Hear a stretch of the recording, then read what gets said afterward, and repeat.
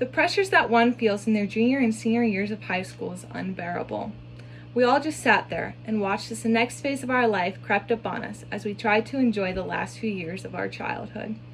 As college loomed, we all had a few tests to perfect in order to stand out on college applications. But are tests such as the SAT and ACT worth the extra stress for high school students?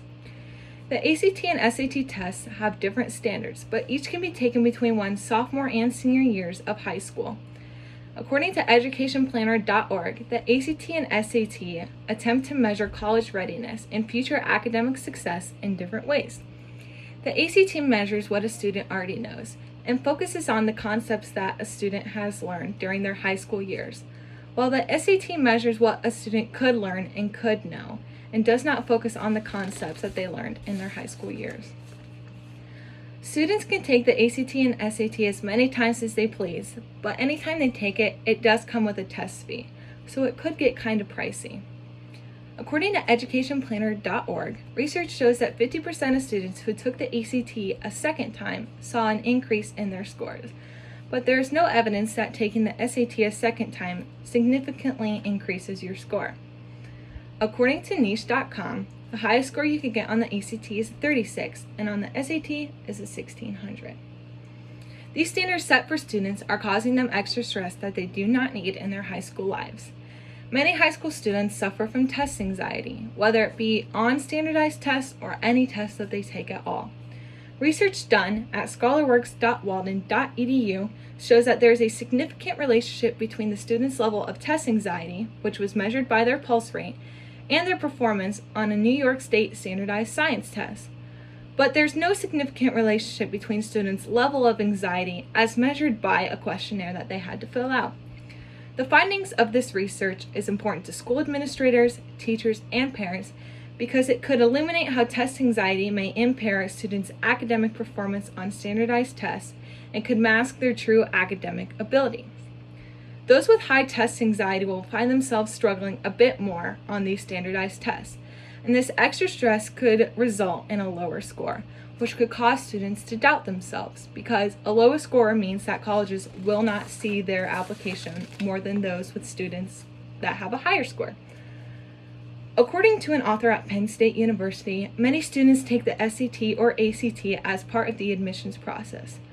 Whether or not schools require these standardized test scores, students still find the need to prepare and to take these tests for their college admissions process. Students rely heavily on the book or a tutor to get them their high score, but the author from Penn State believes that the students should feel their own intuition and believe in themselves, and they will get a higher score. The scores for different colleges differs, which can also be stressful for students. Higher scores will increase stress, especially the high scores needed for multiple colleges. And if a student finds themselves not receiving this high score, their options seem limited and they get very doubtful on themselves and may not even want to go to college at all.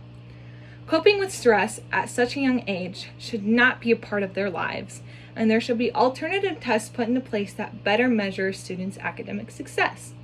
According to edweek.org, there was a paper released by a source named Achieve, who pushes for high-quality standards and tests and calls for a halt in an assessment trend that's been picking up steam in recent years, which is states using the SAT or ACT instead of their own high school tests. This past school year, 13 states used one of these college admissions tests to measure their own high school students' academic performance, instead of creating a better, well-rounded test for their students. According to edweek.org, testing experts have raised multiple questions about using the SAT or ACT as an official measurement of high school achievement. The experts argue that college admissions exams can't do a good job of measuring students' academic ability and what they've learned in high school, and that these tests were actually designed to predict how well a student will do in their college years. Tests such as the SAT and ACT are not an effective measurement of high school academic success. The pressure of those tests can cause students to doubt themselves and believe that if a great score is not achieved, their life will not be laid out for them. Making an alternative test or making a test that adapts more to a high school's academic success rate is better for students, and could give them less stress about college admissions processes.